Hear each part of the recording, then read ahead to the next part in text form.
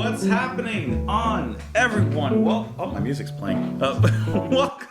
Okay, that was unprofessional. Welcome everyone back to the channel. I hope that you're having a lovely day out there. Welcome on back. Let me put my headphones. That's not playing, right? Okay. Thank you so much for being here. Joining me here today as we embark and do a full album listen. Oh yeah, it's time to embark on the journey that is Black Sabbath with their fifth album released 1973. That is going to be Sabbath, Bloody Sabbath. It's been a little bit since we've listened to Black Sabbath, and I figured, hey, I'm in the mood for some Sabbath, and I hope that you guys are as well. So thank you as always for joining me here. I hope that you're ready to go ahead and listen to the album. Before we do so, I closed the list. I had a list of everyone that's recommended this album. Hold on, I can pull you all back up in about 7 seconds or so. Just give me one moment. But yeah, I hope that you guys are all doing well out there wherever you are. Let me just type this in really quick, and I can get all your names back where I had it originally. Man, I should have started this when I was already sitting down. Okay. Some of you that had suggested this album, or at least mentioned it: Cosmic Cat, Patrick McGrath, Jaybird. It seems like you are a big fan of this album here, so thank you, Jay. Sick of the EW, Sandy Miller, Manuel Boyka, Mark Spooner, Sunken in Death, Lightmane as well. And the list goes on from there. Bob Delp, Frank Pentagelli, Drumming Vulture, Gary Hertz. And it just goes and goes and goes. So all of you, thank you so much for the recommendation, for the suggestion. Like I said, I hope that you're here for it. I hope that you're in for the long haul of listening to the full album with me. And I hope that you've been enjoying the full album listens and reactions for the past, how long we've been doing them. How long we've allowed those to kind of take up our Long Sung Saturdays. I'm looking forward to this one. And yeah, that's my intro. That's all I got. That's all I have for you. But what I will have for you is this album. So let's go ahead and start off with the first track. Why delay it? Starting off with the title track, actually. Sabbath, Bloody Sabbath. Let's just jump right into it. Oh, let's plug things right out the way, right? Like the video, subscribe if you haven't. Support the channel on Patreon if you want to do that. Little as $2 a month. No. Let's go.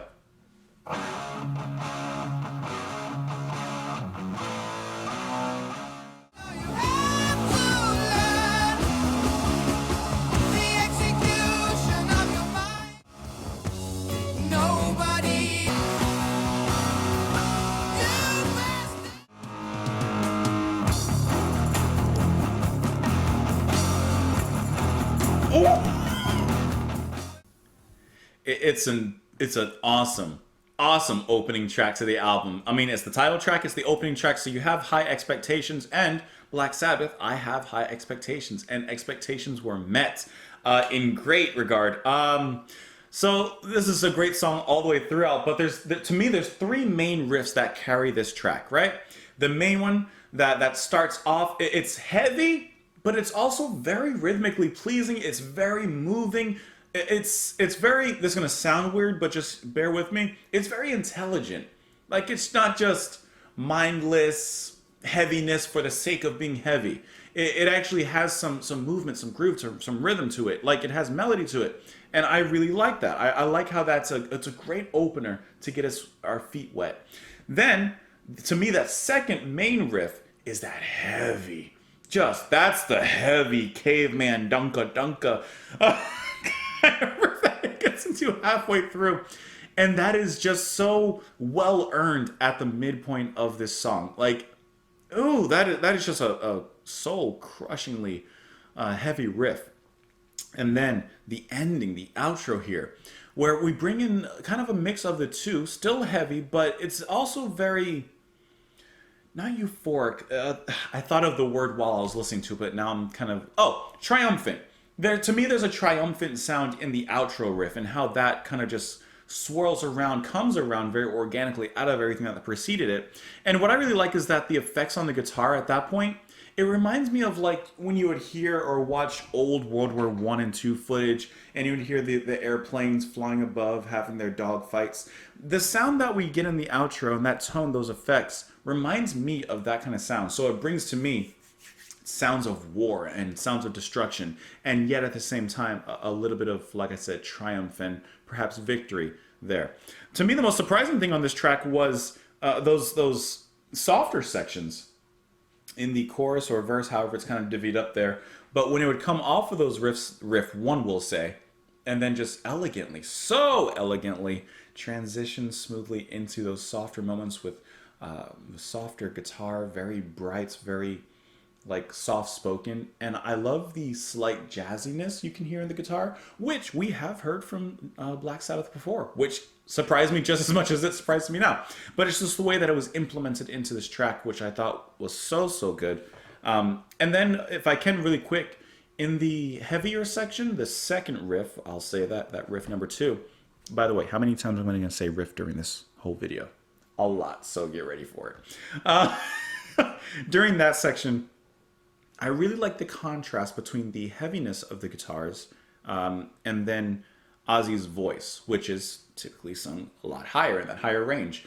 And there's some sort of, I don't know, psychological, mental effect between the heaviness of the music and then the high soaring, screeching vocals of Ozzy. That's very pleasing. That contrast just works so well, like, I don't know, sea salt caramel pretzels or something. You know, something like that. You've seen right through distorted eyes. You know you had to learn. The execution of your mind, you really had to turn. The race is run. The book is read. The end begins to show. The truth is out. The lies are old, but you don't want to know. Like we're nearing the end. We're almost there, but you're still, in a sense, claiming ignorance. That like you didn't know it was coming. Nobody will ever let you know when you ask the reasons why. They just tell you that you're on your own, fill your head full of lies. The people who have crippled you, you want to see them burn. The gates of life have closed on you, and there's no return. You're wishing that the hands of doom could take your mind away, and you don't care if you don't see again the light of day. So you're wanting some sort of revenge, you want to pay back to these people, but at the end, you don't care if you see it again the light of day. Like you don't care the effects, perhaps, of your revenge, even if it, in a way, cost you your life or cost you something. Where can you run to? What more can you do? No more tomorrow. Life is killing you. Dreams turn to nightmares. Heaven turns to hell. Burns out confusion. Nothing more to tell. Everything around you, what's it coming to? God knows your dog knows. Bog blast all of you. Sabbath, bloody Sabbath, nothing more to do. Living just for dying, dying just for you. That's a nice little line. Living just for dying, dying just for you. So Sabbath, bloody Sabbath, when I think of the Sabbath, it's a day of rest, right? It's a day you're not supposed to do anything.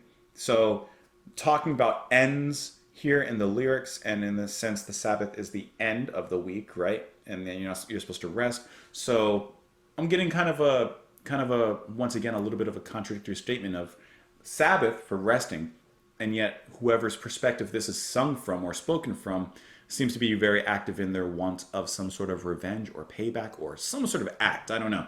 But there is a whole Wikipedia article for this one, so let's click on that.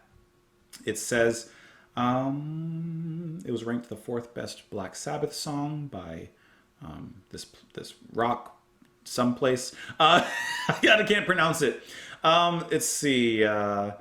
Its main riff has often been cited as the riff that saved Black Sabbath, because Tony, who wrote most of the band's music, had been suffering from writer's block. They resorted to drastic measures, including renting out the supposedly haunted Clearwell Castle to live in to inspire him. Well, inspired he was, that's for sure. It says that, according to Geezer Butler, this song is about the Sabbath experience. The ups, the downs, the good times, the bad, the rip-offs, the business side of it all. It was a backs-to-the-wall rant at everyone who had tried to cash in on Black Sabbath, including lawyers. Well, I would have never gotten that. I was way off, huh? I was pretty off. It's not the first time, and it definitely will not be the last. So let's move on into the second song here so I can get some more stuff wrong and yet enjoy the journey at the same time. That will be A National Acrobat. Okay, let's go.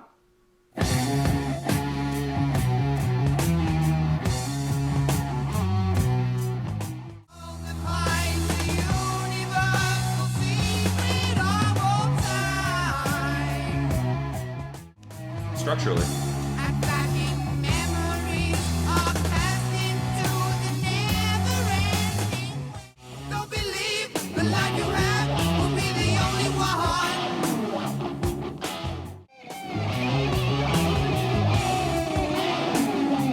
That came out really interesting.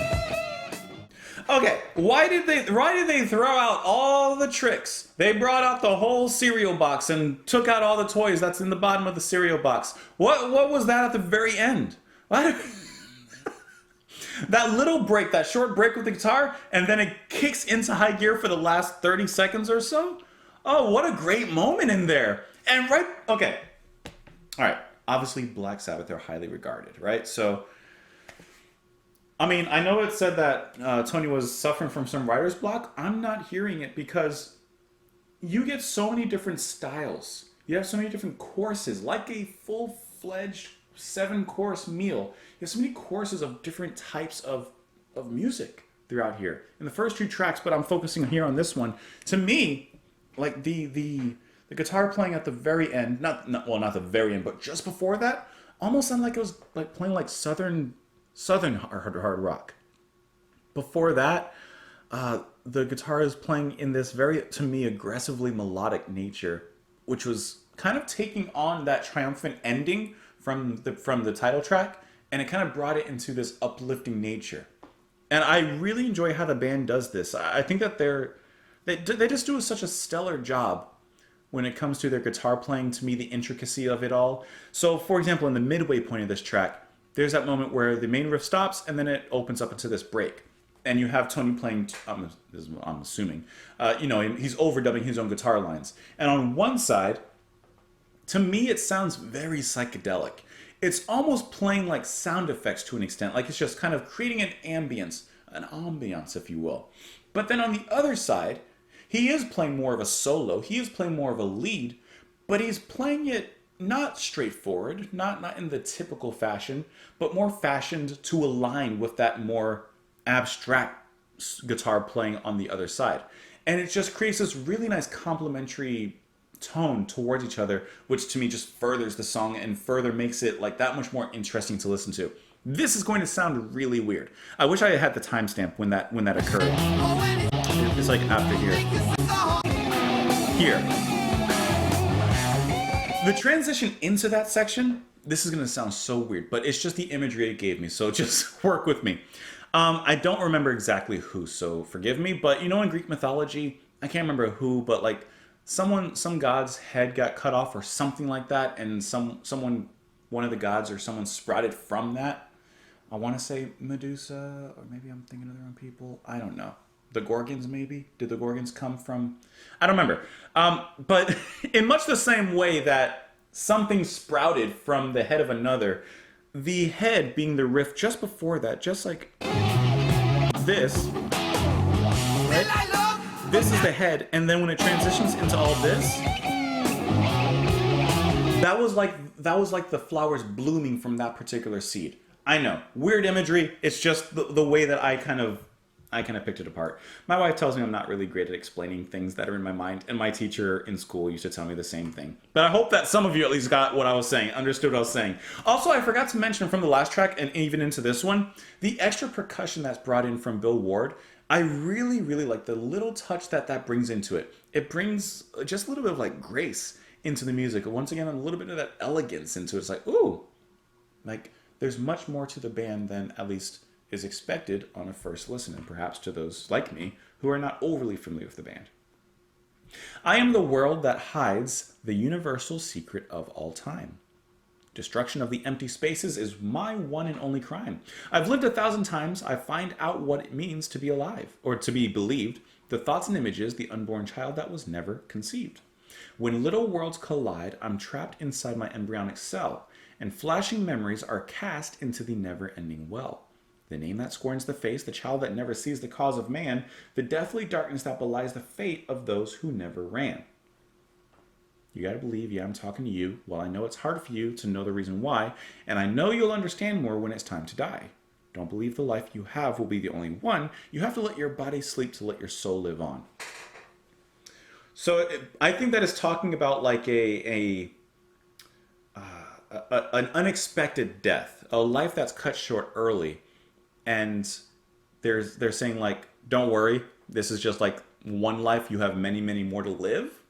like an afterlife kind of thing. You have to let your body sleep to let your soul live on. Or I'm taking it too far, and maybe it's like you just have to take some rest in your life so that your soul stays alive. Maybe I'm thinking too wrong. I want you to listen. I'm trying to get through. Love has given life to you, and now it's your concern. Unseen eye of inner life will make your soul return. Still I look, but not to touch. The seeds of life are sown. Curtain of the future falls, and secrets stay unknown. Like you don't know what's coming ahead in your life, and so those secrets are still remaining unknown. The curtains have closed, and you have to live your life to eventually reach that curtain call. Just remember, love is life, and hate is living death. I like that line a lot. Hate is living death. If you have hate within yourself, like it's slowly draining the life from you. Treat your life for what it's worth and live for every breath. Looking back, I've lived and learned, but now I'm wondering, here I wait and only guess what this next life will bring. The end sounds like it's someone older with more experience talking to a younger person. Something like that. Let's kind of dive into this one a little bit, huh? It says here that the lyrics describe the thoughts of an unborn child. I was flying in the right sky. In the end, the lyrics give some general advice about life itself. As we were all born, we should live our life to the fullest. I wasn't too off. I wasn't too off. A little off. Like I said, I was flying in the same sky, as most are. Let's move on into the third track here, which it says it's instrumental, and that's going to be Fluff. Is this going to be a Fluff piece? Is this going to be filler? Let's find out. Here we go.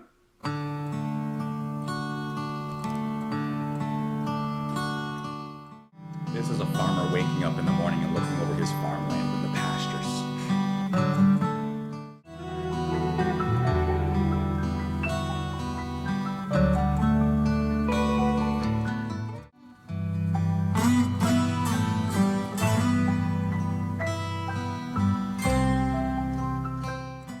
So I'm curious if the band named this track Fluff because they felt it was just a fluff piece, a piece of filler, like they didn't really want to give it a name, or maybe something else. I don't know. But I think that this was just a really pastoral, countryside, folky instrumental number, just to kind of give the audience a break. Kind of like oh god, I'm forgetting the track now. I am forgetting the track, but showing a different side of the band, showing this side. And if I didn't know that this particular piece was Black Sabbath and you had showed it to me, I don't know who I would have said. I would have probably said it was like, I don't know, some progressive rock band or something, and this is just like their softer piece. I may have gone into like an Anthony Phillips direction or said something like that. But it is really surprising to hear this side of Black Sabbath, but it's also, like I said, very refreshing. It's very lovely to listen to. I know that they're playing piano here. It's going to be Tony, actually, who's going to be playing piano on this one. And the harpsichord. I should have guessed that. For some reason, I just didn't think. I didn't picture a harpsichord with Black Sabbath. I should have, because I heard it. But he's going to be taking care of that also. It actually looks like is he pretty much doing everything in this track, actually? I think that he's performing actually everything in this track. Guitar, piano, harpsichord. No one else has credited anything. So I think that this is really Tony's song here. Now, if this is what he's coming up with his writer's block, I don't know. Let's move on into the next track here, though, which a lot of you did tell me, and I see it here just as a reminder. We have the one and only Rick Wakeman, yes, alumni, on here. The wizard himself. I am the Caped Wizard, the Caped Crusader. I don't know what he's going to do in here, but I'm excited to hear whatever he's going to do. And can I say another thing? Looking at the next track, the title is Sabbra Cadabra. How good is that? How perfect is that? It's just on the line of cheesy, self-aware, but I'm sure it's going to be a great song. I love that. Why not make a pun out of it? Let's jump into it. Here we go. I'm also going to take a stab at it and take a guess. It's going to be a lot heavier than this track was, because this was that little interlude, kind of calm you down, bring your heart rate down. Let's get it jump started.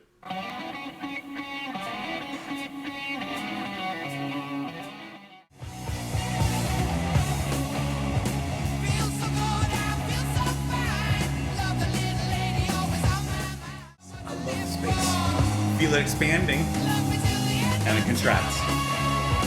Such great structure when they do that. There he is! There he is!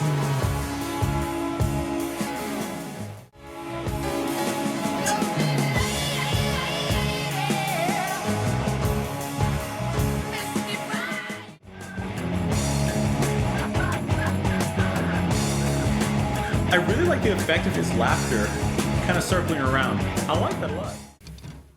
I have questions about Sabbra Cadabra because obviously, like, you know, Rick Wakeman, I'm excited to hear what he's doing in here. And I really love how he gelled so well with the band. I love the sounds he chooses, the piano, of course, and then playing that Moog in there. Really great choices. And it so perfectly complements their music. So I'm going to look into it. But I'm really curious, not only how they came together, how did Black Sabbath run into Wakeman, and vice versa. But I'm really curious, did Black Sabbath write this song with Rick Wakeman in mind? Did they write this song knowing that they needed these parts? They wanted that synthy Moog and that bluesy piano? Or was this a collaborative effort? I'm actually really curious to hear how this came together because, like I said, it works so well. The way that Black Sabbath introduces, in a way, Rick Wakeman's piano is so wonderful. I love that. The explosive launching pad with that Moog, when it comes in, the production changes, the guitar changes, the bass changes, everything changes to really let that Moog and the rest of the music, of course, bring it all into full effect. They just did a fantastic job of letting that be like that takeoff moment, and then from there, kind of coasting in the ether of this bluesy metal rock, that like maelstrom that we're going into. Wakeman's piano playing, obviously it's going to be great, but it works so well here. And I love all the space that they gave to him, especially there at the end, when you could almost in a way see the band breaking down all of their equipment and leaving the stage one by one, and how Wakeman's left there just kind of bluesy doing his thing out there, right? And that was just fantastic, alongside with Ward and his drumming. Can we talk about Butler and his bass playing throughout? I haven't really talked about it, but his bass playing, to me, not only obviously with the rest of the band, but it's so blues influenced, and he's doing so much bluesy back work and detailed work behind the crushing guitars and the pounding drums and Ozzy's singing. Like, he's doing so much work in the interim and in the space of those riffs. And I think that it's very underrated what he's bringing to the table in here. He brings something. He reminds me in a sense of John Paul Jones from Led Zeppelin, in what they bring to the table, that creativity, that really great bass playing that doesn't just follow a certain model, taking a chance, progressing, stepping outside of the musical box. Mm-hmm. And speaking of Black Sabbath, was it just me? Or did this song remind you a little bit of Black Sabbath? Did Ozzy sound a little bit like Robert Plant? Am I the only one kind of getting that? Something about the way that Ozzy was singing here. And that could also be because the lyrics are very straightforward, just kind of love song, romantic song.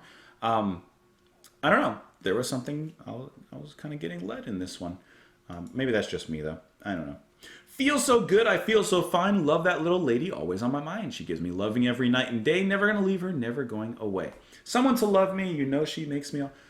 somebody to... That wasn't bad. That was bad. You know she makes me feel alright. Someone to need me, love me every single night. Feel so happy since I met that girl. When we're making love, it's something out of this world. Feels so good to know she's all mine. Going to love that woman till the end of time. Lyrics are very straightforward on this one. Let's see if we can parse out the story about Wakeman and see how they came together. That's what I'm really curious about. It says here that Rick Wakeman was brought in as a session player.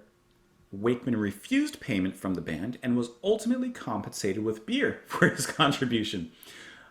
Okay. The members of Led Zeppelin, close friends of the band from their early days in Birmingham, showed up at the studio during Sabbath Bloody Sabbath's recording. Drummer John Bonham was eager to play on Supernaut, but Sabbath preferred to play material other than their own for the occasion. In the end, the two bands had an improvised jam session, which was recorded but never released. Okay, I swear to you, I did not see that little tidbit about Led Zeppelin. I would love to hear that jam session. Can you Oh, yeah, yeah. I'm hearing like the great ideas, the great Bonham, Bill, Robert, Ozzy. Like, I'm hearing it all. That would be so cool to listen to and to hear. So, okay, so Wakeman was brought in as a session musician, so they seeked him out. Why isn't seeked sook? I sook him out. That doesn't sound right. Anyways, with that, that is the first side of the album. That is the first side of the album. So it is time to flip it over, to flip it, spin it and reverse it. It's scared for a minute, but fine, yeah. And listen to the second side of the album, starting with the next track, Killing Yourself to Live, which seems to be, I would assume, talking about an office job, a 9 to 5, just killing yourself to live, to make it work. But before we flip it over, I like to find out who's still here at this particular point in the video, who's still watching. So, a question for you guys that you can just put the answer quickly in your comments, and then you can go on with your normal comments as usual. Question for you, what movie does my shirt come from? Come on. It's one of my favorite movies. This is a great movie. But what movie does my shirt come from? That's my question. Just put that in the comments below and then move on with your normal comment. All right, let's go ahead and listen to the next track. That will be Killing Yourself to Live. Let's go.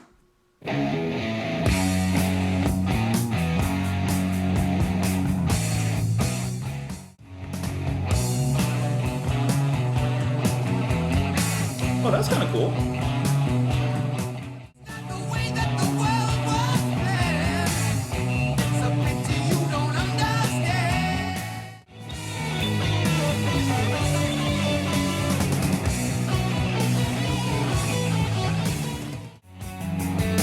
Same rhythm. Lighter.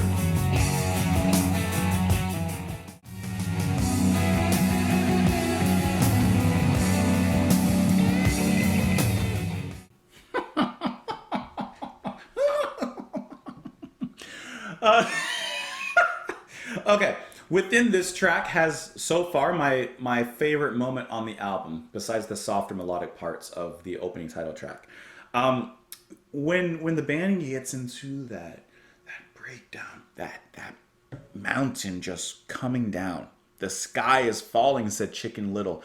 When the band switches back and forth into that heavy guitar riff, that's my jam. I'm here for it. I'm all here for it.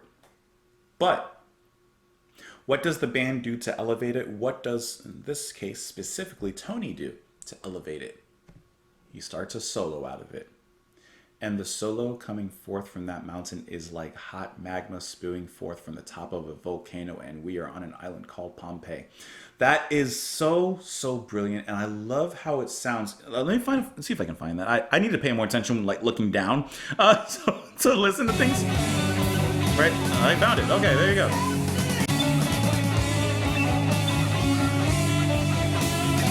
Doesn't that just sound like destruction and pleasure at the same time? Like, that's my favorite moment on the album so far.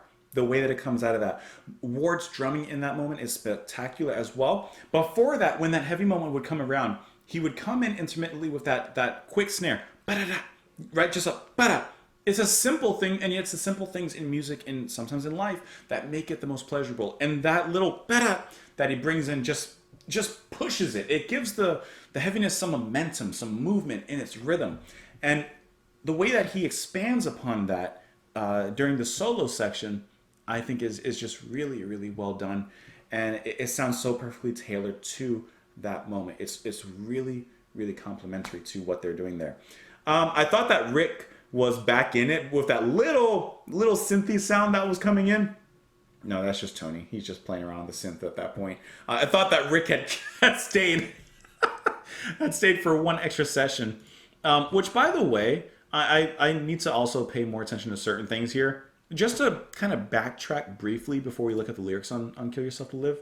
So for Fluff, it's actually named after a DJ Alan Fluff Freeman. He was one of the few people on the radio who would play Black Sabbath songs. So this was, in a sense, an ode to him. And then for Sabbra Cadabra, there was actually some more information about Wakeman. It says here, one day at Morgan Studios, when Wakeman seemed to be more bored than usual, I asked him if he'd come over to Studio 4 and hear some tracks. I remember playing the melody of Sabbra Cadabra to him on my synth. There I was, murdering this riff with one grubby finger going doot doot doot doot doot, with Rick watching me. And when I finally stopped, Rick just went, maybe it would sound better like this. Leaned over the keyboard, went diddly diddly diddly da da da. His fingers moved so fast, I swear you couldn't see the things. I asked him right then if he'd play on the album, which he said he'd love to, as long as we paid him the usual fee, which he said was 2 pints of director's best bitter. So there was the extra information I was looking for, just a little bit directly from Butler himself. So I forgot to look at that section of the information, but I got you.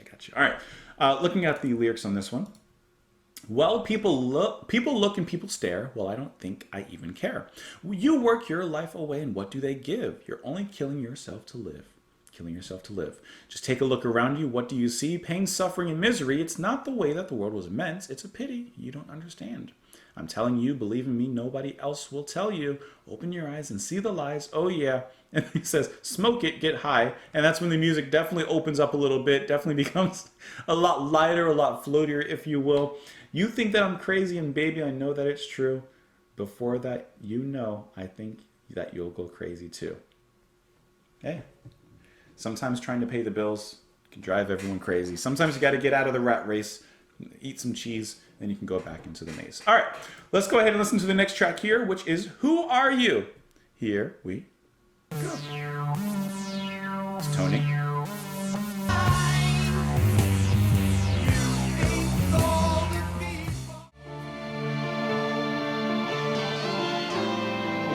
What?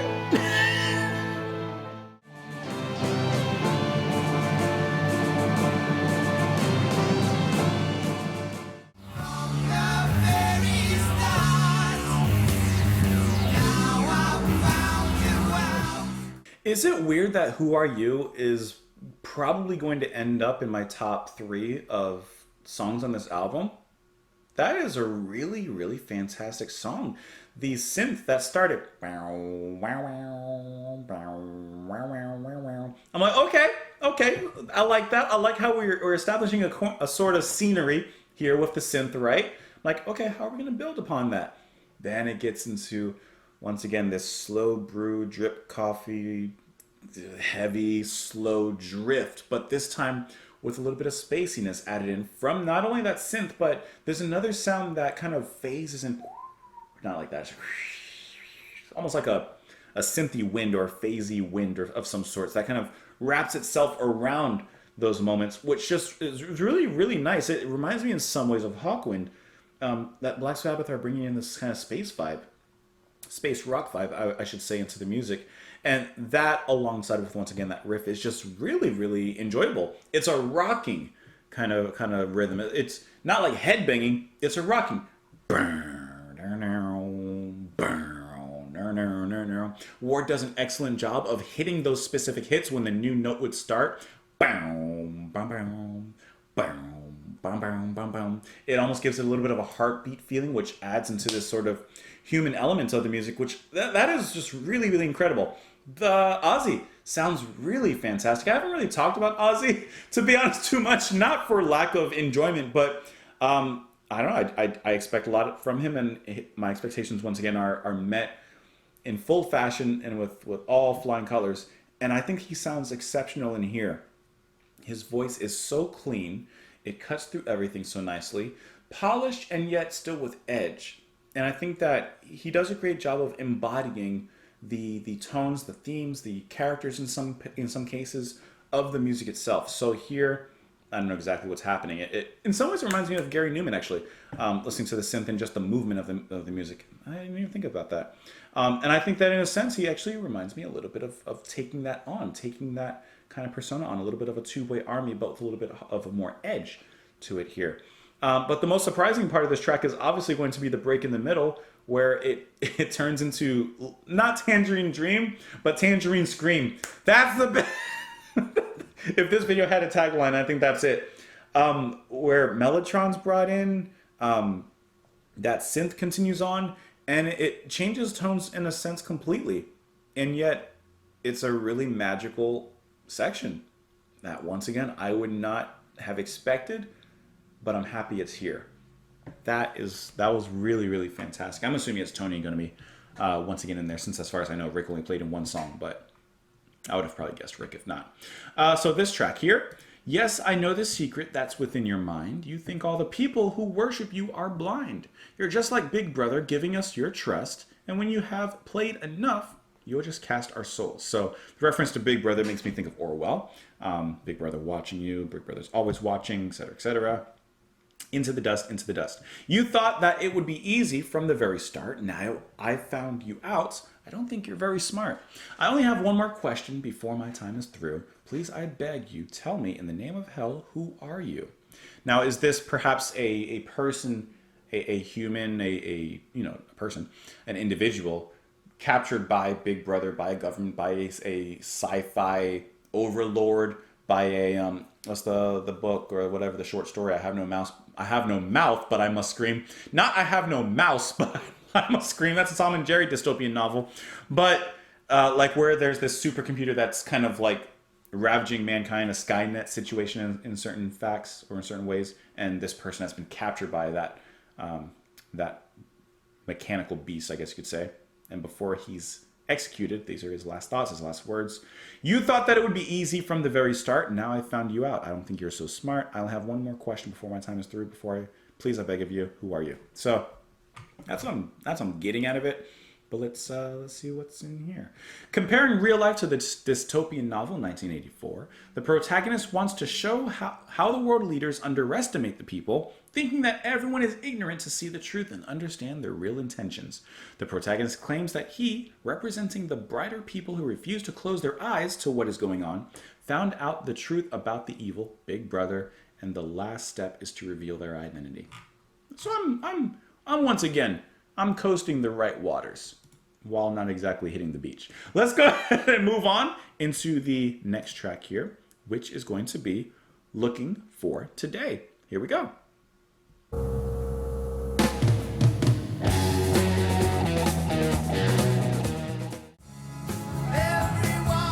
Because why not?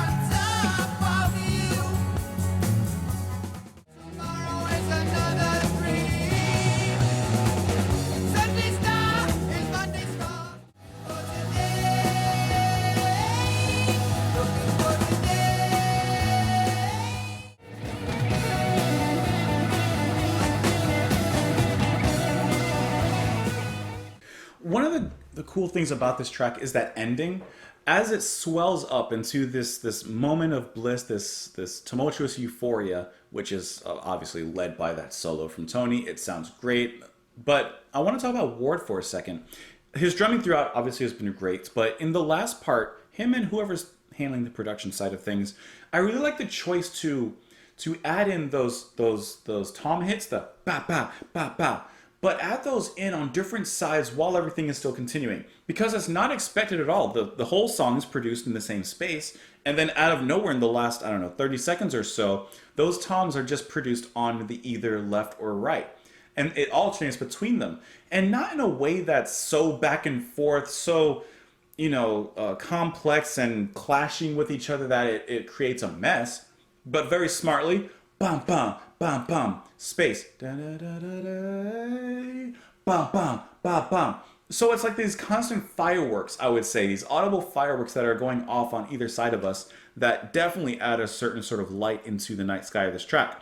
I also like Bill Ward's snare drive, I'll say. The way that he drives the song on the snare, and I like how that makes up the main rhythmic backbone of this track as opposed to maybe something a little bit more typical. And then, of course, Tony's playing around it.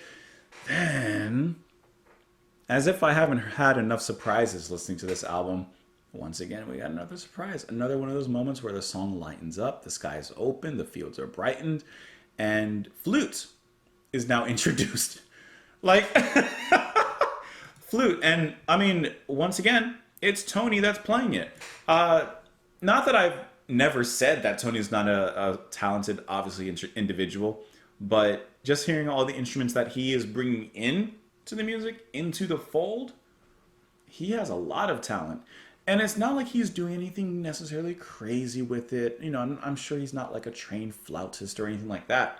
But still the fact remains that he brings it in. He brings it in a way that makes sense. It helps with the structure. It brings in a new melody, a new sound to expand the music and the bounds of the music here. And it's done with creativity. And I think that is really brilliant the way he's done that. And this is my assumption, from what we kind of read and everything, but when maybe something is beyond his technical abilities on a different instrument and he doesn't, or he's not able to play it in the way that he wants it played, bring in Wakeman. He'll help you. It's complete but obsolete. All tomorrows become yesterday. It's demand or in demand but secondhand. It's been heard before you even play. Up to date but came too late. Better get yourself another name. You're so right, but overnight you're the one who has to take the blame. Everyone just gets on top of you. The pain begins to eat your pride. You can't believe in anything you knew. When was the last time that you cried? I'm not sure what this song is about just yet. I know it's talking about by the time perhaps you think of an idea, like it's already gone today or tomorrow's, how do you say it? All tomorrows become yesterday. Like there's nothing new under the sun, kind of, maybe? Don't delay, you're in today, but tomorrow is another dream. Sunday's star is Monday's scar. Interesting. Out of date before you've even seen. At the top, so quick to flop, you're so new but rotting in decay. Like butterflies, so quick to die, but you're only looking for today. You're only looking for today. You put so much stock in today, you don't think about tomorrow?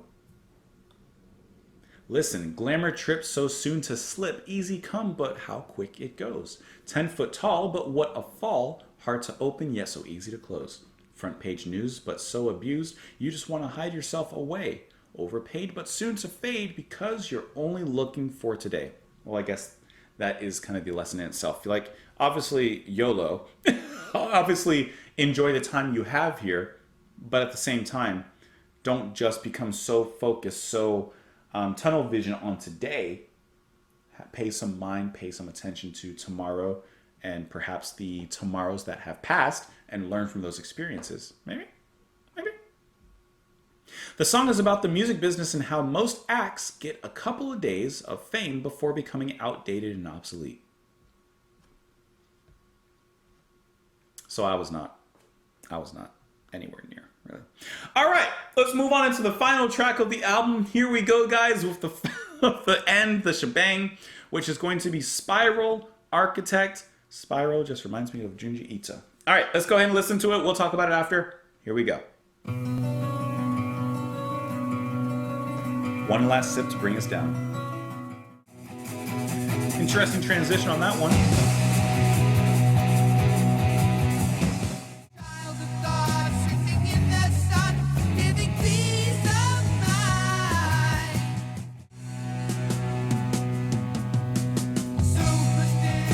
This is a really interesting song.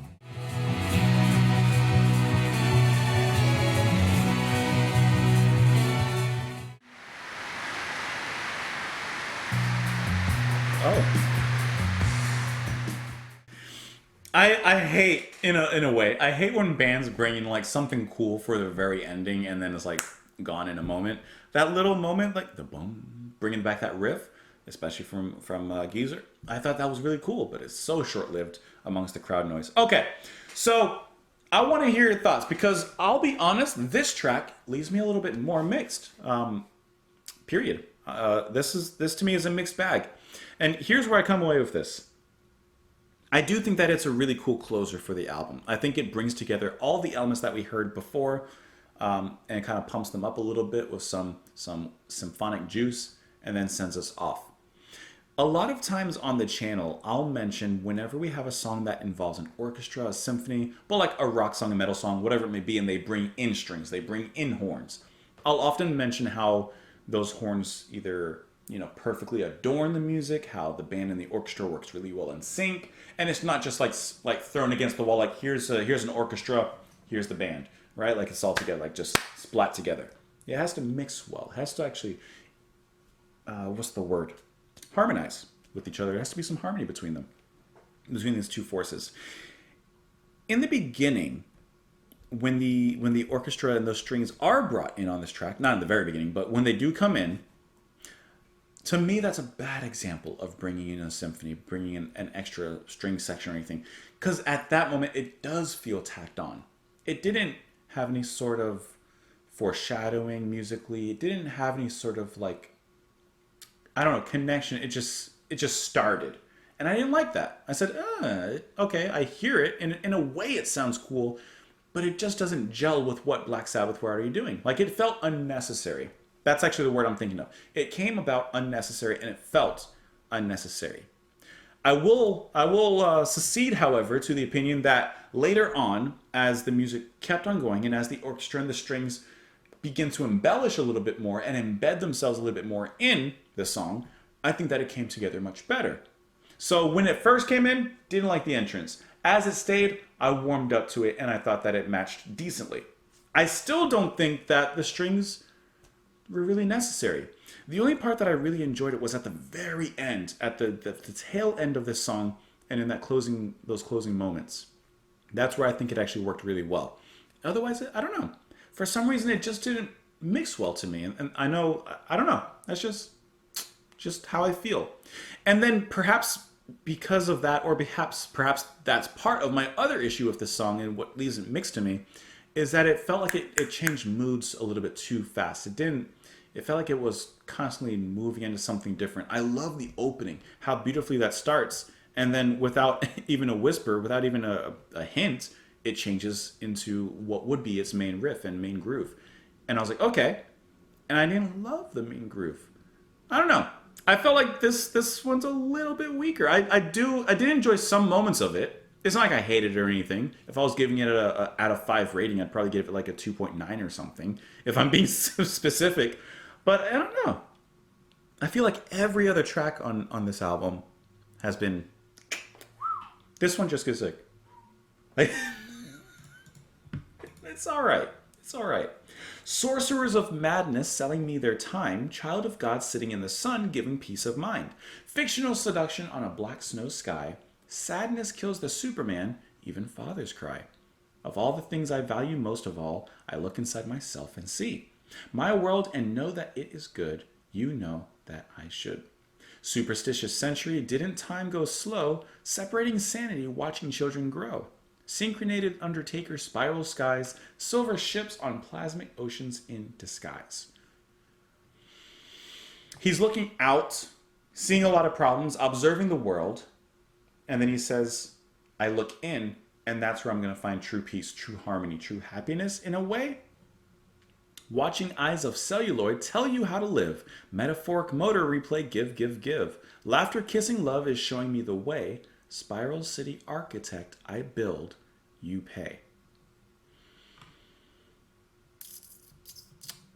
I don't know. I no. Let me look at the analysis for this, the annotation.